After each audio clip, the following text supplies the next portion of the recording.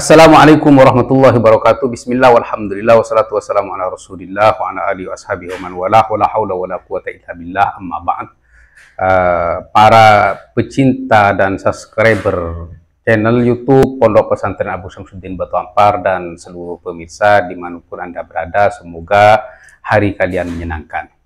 Baik, kami ingin menyampaikan informasi tentang diskusi kami yang terjadi semalam di komal TikTok Kang Raden atau Gus Raden bersama Gus Hasan dan Gus Rumil dan semua teman-teman yang setia ikut mengkaji polemik nasab agar kita bisa menghadapinya dengan secara ilmiah. Dan isi diskusi tersebut ialah Gus Rumil menanyakan kepada kita bagaimana tasawur Gus dan Kiai tentang Ubaid bin Maimun Al-Qaddah. Kenapa harus bisa ke sana? Alhamdulillah kami menjelaskan secara panjang lebar, baik dari data primer maupun data sekunder, dan bagaimana tasawur itu terjadi, dari tasawur itu kemudian menjadi istidlal, kaidah mantiknya sudah kami sampaikan, dan juga isbat nasab Ubaid yang sudah dibantah oleh Kiai Haji Imaduddin Utsman Al-Bantani bahwa kalau Ubaid ke Ahmad bin Isa itu adalah fiktif karena tidak terverifikasi oleh kitab zaman, dan syuhra istifadohnya batal karena tidak memenuhi syarat. Oleh karena itu kami kaji dan kami gali informasi-informasi dari para kitab sejarah. Kemudian kami menyimpulkan bahwa syuhra wal istifadohnya Ubaid itu kepada Maimun Al-Qaddah sebagai duriyahnya, dan juga kami kumpulkan dan kami jelaskan bahwa celah pintu masuknya dari bait yang dikutip oleh Ali Asyakron dalam kitabnya Al-Burqa Al-Musyiko. Berikut penjelasan kami di komal TikTok. Lah pokoknya. Gus, aku pengen dengar kok iso entuk Ubaidillah bin Maimun tapi ya Gus. Ya itu kan masih dalam tahap penelitian. Jadi suaranya agak diperkencang Gus Hasan, suaranya Gus. Ini sudah kenceng Kiai. Geser aja Gus, sampean live aku tak melu aja. Suaranya nggak kedengeran. Geser aja Gus. Jadi kan live, nanti aku tak ikut. Kan bener kan, berarti kan, iya, tak iya. kira kuping saya yang tuli, ternyata sama-sama tuli di komal ini. Gus Hasan kok yang gitu aja. Itu berarti Gus Hasan lagi gak ora gowo mikrofon gitu. Geser Gus, tak geser dong komalmu Gus. Enggak, Bang Rumil. Ya. Apa? Kalau geser aku tak geser ke. Oh, gitu aja. Lah aku diundang Rene iki piye Mas Rumil? Oh ya, saya menghormati rumah iki piye. Ya. Lah aku mau nang dalan sampai ditelepon-telepon aku. Nah iya. Anjir wong iki rawani ning ngadepi dhewe ya. Repot men. Lanjut. Repot Gus Hasan. Masalahnya repot nenek kontrak ya. Lanjut Gus Hasan. Kontrak disebut. Aku pengen nganu, iya ikut tasawure kok iso Ubaidillah bin Maimun piye itu. Ayo Kiai Ja'far nih. Salam kenal Kiai Ja'far. Saya kenal dulu. Ya. Kiai Ja'far naik dengan akun sendiri aja Kiai. Wis tokon ngatur Kiai. Ya Allah, wong iki. Des ya. Kayak kayak Dafikih wae urung golek wae kowe wani ngomong. Kang Satria, sebentar Kang Satria. Lagi diteliti. Sebentar Kang Satria. Biar Gus Hasan sama ini Gus Rumil. Monggo Gus. Gimana, terang ya suaranya ya? Jelas ya? Aman. Oke. Jadi begini Bang Rumil ya, kenapa kami kok menemukan bahwa Ubaid itu ke Al-Maimun Al-Qaddah ya, kan sudah dibantah oleh Kiai Imaduddin bahwa Ubaid bin Ahmad bin Isa itu tidak syuhra wal istifadah, walaupun kaum Ba'alawi sudah berteriak dengan syukur wal istifadah, dibantah karena syukur wal istifadah itu hadisah baru. Kan nasabnya Ba'alawi itu baru launching. Ubaid bin Ahmad bin Isa itu di abad ke-9. Dalam kitabnya Ali As-Sakron Al-Muqo Al-Musiqo, yang katanya sumbernya itu dari Al-Janadi atau Al-Gundi.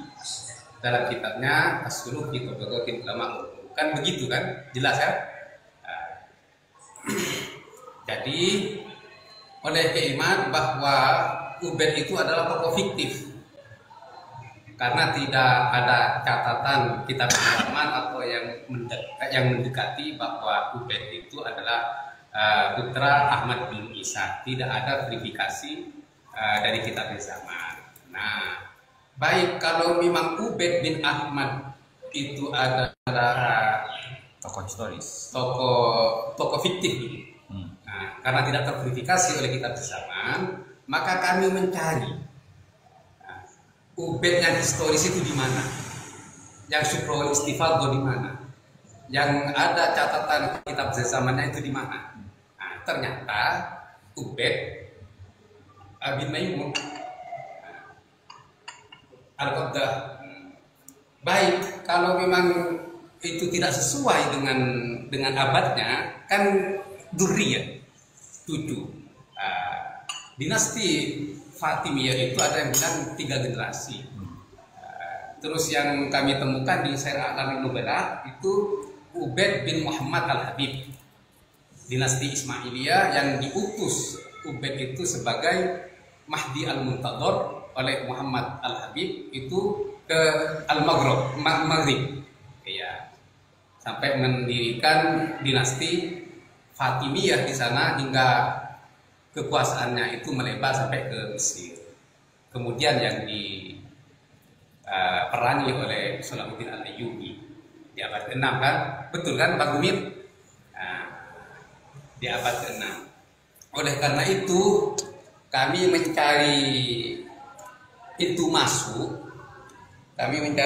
masuk kepada Ubaid Al-Maimun itu melalui syair yang dikutip oleh Ali As-Sakron dalam kitabnya Wa bi walidihi Al-Maimunu Ubaidun. Nah, setelah kami talaah dari atas, Wa bi walidihi As-Sufiyu Aliyun, itu adalah gelar sufi. Kami pernah dibantah oleh Zaini. Kami katanya salah merujukkan dhamir ke depan. Sayangnya Zaini tidak tahu apa yang kami maksud. Sebelum bertanya, maka dia menyalahkan. Kami tidak merujukkan dhamir itu ke depan, tetap ke sebelumnya, ke belakang. Wa bi walidihi as-sufiyu aliyun, itu gelar sufi, bukan sifat sufi. Jadi kalau itu dibilang sifat, itu sangat melenceng. Itu gelarnya as-sufi. Kemudian syair berikutnya wa bi walidihi al-alawiyyu alawiyun. Di sini katanya sifat al-ali. Wa bi walidihi al-alawiyyu alawiyun. Sekarang kalau ini sifat, berarti yang tinggi. Yang dikenal dari Alawi ini tinggi apanya? Tinggi derajatnya ke, tinggi ilmunya ke, tinggi kewaliannya ke. Dalam kitab tidak ada yang menerangkan kalau Alawi itu memiliki sifat yang tinggi. Apa hanya tinggi badannya? Nah, kalau ini memang sifat. Nah, kalau saya berijtihad, istimbat dari yang sebelumnya ini Alawi ini adalah gelar nisbat nasab ke anak cucunya, ke bawah duriyahnya. Dan faktanya ya memang anak cucunya Alawi ini pakai gelar nisbat nasab mereka ya Al-Alawi. Nah, di sini Ali As-Sakron ingin tampilkan bahwa nisbat nasab keturunannya itu ke bawah Al-Alawi. Nah, sudah selesai. Di sini gelar nisbat nasab, bukan sifat. Terus yang berikutnya wa bi walidihi al-maimunu ubaidun. Ini baik. Kalau ini dinasarkan, kalau ini mau dinasar, maka jadinya wa waliduhu ubaidun al-maimun. Jadi wa waliduhu ini kalau dinasar, ini mubtada. Khabarnya itu ubaidun. Dan Utawi kalau pernah ngaji bahasa Jawa ya, kan utawi bapaknya Alawi itu adalah Ibu Ubaid. Siapa Ubaid Al-Maimun? Nah, sekarang kalau Al-Maimun itu dimaknakan sifat, berarti katanya Zaini itu ahlul yamin, orang yang beruntung, orang yang ahli kanan kan gitu, yang beruntung. Nah, ini kami pakai kaidah mantik bahwa di situ definisi dilalah. Definisi dilalah itu adalah fahmu amrin min amrin, memahami sesuatu dari sesuatu. Oleh karena itu kami memahami dari lafaz al-maimun bahwa itu artinya adalah zat, bukan sifat. Di sini fahmu amrin min amrin. Sedangkan dilalah itu adalah dilalah ada dua kalau di kitab mantik, lafdiyah dan maknawiyah. Di sini lafdiyah.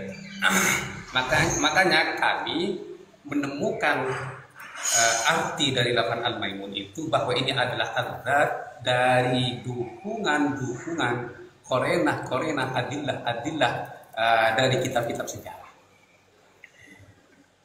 Di sini al-maimun ini adalah pokok nasab mereka. Jadi bisa mereka seseorang itu menisbatkan ayah itu kepada kakek, seperti yang disampaikan baginda Nabi, ana nabiyul kadzib ana ibnu Abdul Muttalib. Salah, bapaknya Nabi bukan Abdul Muttalib, Abdullah, tapi di situ baginda Nabi menisbatkan bapak kepada kakeknya. Iya, di sini nisbat nasab kepada Al-Maimun. Kenapa? Di sini Al-Mashhur. Nah, dari itu juga terjadi dalam Alfiyah Ibnu Malik. Ibnu Malik itu siapa? Bukan bapaknya. Kakeknya. Karena dipanggil yang masyhur, diambil yang masyhur. Nah, di sini yang masyhur itu adalah Al-Maimun. Kenapa Al-Maimun itu Al-Mashhur? Karena Al-Maimun itu adalah pokok nasab pertama mereka. Yang Al-Maimun itu juga mempunyai karangan 3 kitab. Yang diantaranya itu adalah Sifatul Jannati wan Nar dan Mabhasun Nabi Sallallahu Alaihi Wasallam. Dan Al-Maimun itu dikenal hadis, tapi hadisnya diterima itu di kalangan Syiah, termasuk Al-Kulaini. Di madhab Syiah Maimun itu dianggap sikoh, tapi di madhab Ahlus Sunnah wal Jamaah ditolak hadisnya. Siapa yang menolak? Termasuk Imam An-Nasai, imam dari Kutubus Sittah, dan juga Abu Nuaim, yang menganggap hadisnya Al-Maimun itu tidak bisa dibuat hujjah karena terlalu banyak mengada-ngada. Nah, dari sinilah kami masuk. Kalau memang Ubaid itu tidak terverifikasi dari kitab sejarah maupun kitab nasabah sebagai putra Ahmad bin Isa, maka yang syukro wal istifadho dan yang masyhur itu adalah Ubaid itu keturunan dari Maimun Al-Qaddah. Dan kami menemukan juga di kitab Al-Farq Bainal Firaq itu Ubaid putra Maimun ini juga mempunyai 3 nama, tapi yang masyhur 2 nama, Ubaidillah, Abdullah. Kami tidak menafikan bahwa ada ikhtilaf di situ, bahwa yang ada yang ikhtilaf Abdullah dan Ubaidillah itu beda sahsoni katanya, beda orang. Tapi yang masyhur adalah satu orang yang memiliki 2 nama. Ada kesamaan enggak dengan apa yang disampaikan mereka? Bahwa di Al-Jundi itu adalah Abdullah, kemudian yang ditasgir menjadi Ubaidillah, dan di qasr diperpendek lagi menjadi Ubaid. Sama kan? Ini bukan asumsi loh. Ini kami rujukannya sudah kami kumpulkan untuk nanti dikomparasikan antara data pendukung, data sekunder dan data primer. Nah, di sini bukan serta-merta hanya berujuk kepada kitab-kitab sejarah, tidak. Kami juga di dalam mengisbat Ubaid ini sebagai putra atau dzurriyyah Maimun Al-Qaddah, kami pakai kaidah ilmu nasab. Yang diantara kaidah ilmu nasab itu adalah qiyafah. Itu ada di kitab Al-Muntakhab fi Ilmi Ansab. Urutan kelima, qiyafah. Qiyafah itu ada dua. Qiyafah athariyah wa qiyafah basyariyah, atau sebaliknya, qiyafah basyariyah dan qiyafah athariyah. Nah, sekarang qiyafah athariyah kami teliti, kami kaji. Di mana yang sama? Nah, kami baca sejarahnya Ubed yang dulu, bukan Ubed yang Ba'alawi sekarang. Kami baca sejarahnya Ubed yang dulu. Ada yang menyebutkan dinasti Ubaidiyah, Ar-Rafidiyah. Ada yang bilang dinasti Fatimiyah. Terus kami juga kantongi beberapa data perbedaan di antara para ulama terdirinya dinasti Fatimiyah itu di abad keberapa. Ini ada enam perbedaan, sudah kami kantongi. Terus juga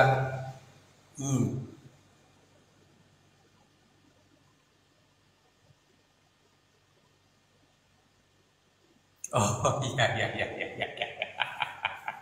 Siap. Jadi sudah kami kantongi semua. Iya. Qiyafah athariyahnya itu sekilas saja bahwa Ubed itu di antara karakter dakwahnya itu mirip sekali dengan dakwah Yahudi, ya. Dan di antaranya ya, nanti biar Gus Hasan yang meneruskan. Di antara dakwahnya itu adalah menghalalkan atau memperbolehkan perbuatan yang haram. Ada di situ pembunuhan terhadap Abdullah al-siapa yang masih lupa, ada di laptop saya. Nah, kebetulan saya perjalanan nggak bawa laptop saya, di laptop saya lengkap semua. Terus tapi tenang saja, nanti itu akan lengkap. Setelah kami baca di Kunuz Sa'adah yang nyemek buah dada itu ini kan mungkar. Kita pasti sepakat, Bang Rumil, Ba'alawi, kami, MUI, NU, pasti kalau nyemek buah dadanya orang itu kan pasti bilang haram. Iya. Insya Allah sepakat semuanya. Itu haram. Nah, ini berarti di sana itu diperbolehkan, bahkan dianjurkan. Kenapa saya bilang dianjurkan? Karena setelahnya itu menyebut hikmahnya. Hikmah menyemek itu katanya yukhriju syahwatuz zina. Mengeluarkan syahwatnya zina. Kalau memang seperti ini dianggap benar apa enggak sama Bang Udin? Menyemek buat dadanya orang perempuan bahkan di depan suaminya itu dianggap benar apa dianggap salah? Apa masih mau ditakwil? Terus tentang juga kesesatan dakwah leluhur mereka itu yang tertulis dalam Syarhul Ainiyah, ketika diskusi atau munaqashah di antara Faqih Al-Muqaddam dengan seorang Badawi yang indikasi dari awal ini mengaku Allah karena menyamakan dirinya dengan Allah. Ketika seseorang menyebut kullu nafsin dha'iqatul maut, ma dia nafsu, saya tidak bernyawa, saya tidak punya nafas, kan seperti itu. Berarti dia tidak akan mati. Kalau memang dia tidak bernyawa, dia tidak akan mati. Dia sudah menentang ayat kullu nafsin dha'iqatul maut 1. Terus yang kedua, kullu man 'alaiha fan. Jadi semua yang ada di atas muka bumi ini akan fana, hancur. Ma'ana 'alaiha. Lagi-lagi dia menentang, saya tidak ada di atas muka bumi ini. Terus yang ketiga, kullu syai'in halikun illa wajha. Ana min nuri wajhihi. Lagi-lagi dia tidak mau dengan ayat kullu syai'in halikun illa wajha. Nah, kemudian baru natijah keluar, natijahnya itu keluar analog. Itu analog. Itu di kitab Syarhul Ainiyah, kalau yang beredar tidak ada. Sudah dihapus, tapi di manuskripnya ada, dan di Masraq Marawi juga ada analog itu. Nah, di sini kami melihat ini adalah takfir qauli. Kenapa saya bilang takfir qauli? Kami kembali, bukan saya Wahabi lah, bukan saya kelompok takfir, tidak. Tapi ini ada ayatnya. Laqad kafarul ladzina qalu innallaha huwal masihu Isa ibnu Maryam. Coba nanti Bang Rumin lihat itu di tafsirnya At-Tahrir wa Tanwir karya Ibnu Asyur. Jadi laqad kafarul ladzina, sungguh telah kafir orang-orang alladzina. Laqad kafarul ladzina qalu, yang telah berkata innallaha huwal masihu Isa ibnu Maryam, bahwa sesungguhnya Allah itu adalah Al-Masih Isa bin Maryam. Di sini bin Asyur dengan apa ya, dengan tegasnya kami akan menafsiri ayat ini yang jarang sekali disampaikan oleh para ulama tafsir terdahulu, katanya Ibnu Asyur, melalui kaidah mantek dari kaidah hamlu huwa hamlu muwatta. Nah, kalau nanti Bang Rumil tidak paham dengan hamlu dan maudhu, bisa DM saya nanti ya. Itu diperjelas. Kalau dibicarakan di sini nanti lama soalnya. Maudhu itu apa, terus hamlu itu apa. Nanti kalau dari perspektif belawo itu berubah, dari perspektif nahwu itu berubah, nanti panjang pembahasannya. Nah, di sini hamlu huwa. Jadi berarti siapa yang berkata, nah di sini hamlu huwa ini hamlunya mana? Akan kami terangkan biar nggak salah paham. Di sini hamlunya itu lafal al-masih, maudhunya itu lafal Allah. Innallaha huwal masihu Isa bin Maryam. Jadi al-masih ini dihamalkan kepada lafal Allah. Artinya al-masih dengan Allah walaupun beda lafaz, tujuannya satu, ialah Tuhan. Begitu Bang Gumil ya. Allah ini kalimat Allah beda dengan kalimat Al-Masih Isa bin Maryam, beda kalimat, tapi dengan kaidah hamlu wa huwa, ini maknanya dan artinya dan tujuannya itu satu, ialah Tuhan. Nah, kalau kita kembali lagi ke kitab Syarhul Ainiyah, diskusi atau pakai muqaddam dengan orang Badawi ini sama. Jadi hamlu dan maudhunya beda, tapi keinginannya, tujuannya itu sama. Oke, kemarin dibantah oleh Kiai Fatah Abdul Fatah, ini saudara saya dari Madura ya. Sepupu 2 kali bapaknya dengan bapak saya itu, dia itu ya masih kakak lebih tua dia. Jadi saya kalau membantah dia pakai adab ya. Jadi katanya dia di kitab Fathul Mu'in itu dijawab la ibrota lifana iwalihi. Jadi tidak dianggap fananya seorang wali. Sebenarnya kami sudah menggelitik ini membantah itu, tapi karena saya ta'addub karena dia masih kakak ya, saya hormatilah karena kakak. Ya. Tapi kalau dia minta jawaban sama saya kasih jawabannya. Oleh karena itu saya kasih sekarang jawabannya. Karena dia beranalogi dengan kejadian Al-Hallaj dan kejadian cerita Siti Jenar. Katanya walaupun cerita itu tidak benar 100% atau ada yang tidak membenarkan. Nah, di sinilah ibratan lifana iwaliyin illah sebenarnya kan gini. Karena analoginya dia beranalogi bercerita semakin panjang, maka dia tergelincir dengan kesalahan. Seandainya dia tidak beranalogi dengan Al-Hallaj dan juga cerita Siti Jenar, dia selamat. Kenapa saya bilang seperti itu? Karena yang dia kutip dari Fathul Mu'in ini kan secara umum, la ibrata li fana'i wali. Jadi tidak dianggap kalau orang wali itu fana. Nah, dengan analogi itu maka ada pengecualian. Illa kecuali fananya itu menyesatkan. Jadi dalam cerita Siti Jenar walaupun itu tidak 100% benar, kenapa Siti Jenar harus dibunuh oleh para wali songo? Ya karena fananya yang ngelantur menyesatkan umat itu kan. Termasuk Mansur Halal. Seandainya dipakai pribadi, ya tidak akan dibunuh. Karena ini berpotensi menyesatkan umat dan pengkafiran massal. Oleh karena itu harus dibunuh. Sama dengan kasusnya Al-Hallaj. Kenapa Al-Hallaj harus dibunuh? Karena ngelantur yang disebut fana itu berpotensi mengkafirkan massa, menyesatkan umat, oleh karena itu dibunuh. Nah ini kan Bang Rumil kan teman mereka. Kenapa ajaran itu atau tulisan yang ada di kitab Syarhul Ainiyah itu diedarkan, diperjualbelikan? Syekh Mazen sudah beli di Ampel dengan harga 65. Seandainya kalau memang itu untuk pribadi, jangan ditulis dalam kitab, bro. Biar tidak menjadi sebuah ajaran. Kan begitu Bang Rumil ya. Berarti kita pasti sepakat dengan Bang Rumil.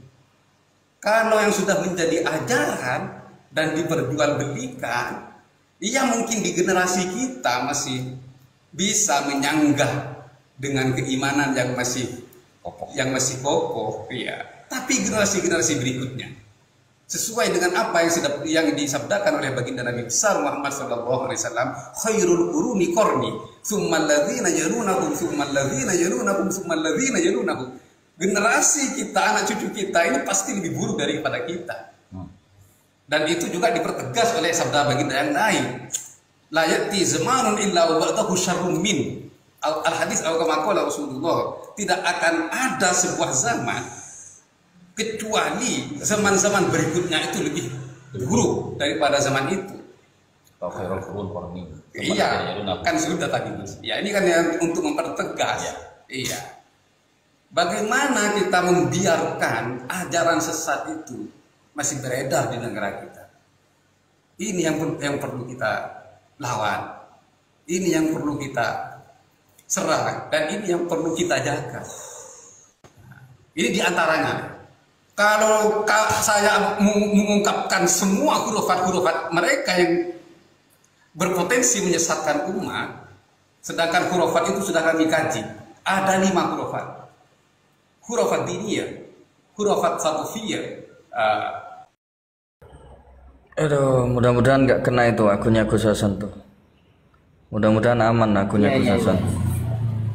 Tapi yang berlihat, bantu tap layar, bantu tap. Dan begitulah kami menjelaskan kepada Gus Rumil, teman-teman, bahwa bagaimana kami bisa bertasawur kemudian beristidlal bahwa Ubed itu adalah putra atau keturunan daripada Maimun Al-Qaddah yang sudah surah wal istifadah, dan juga ada catatan kitab zamannya. Semoga ini memberi petunjuk bagi kami dan bisa menutup polemik nasab itu dengan secara ilmiah.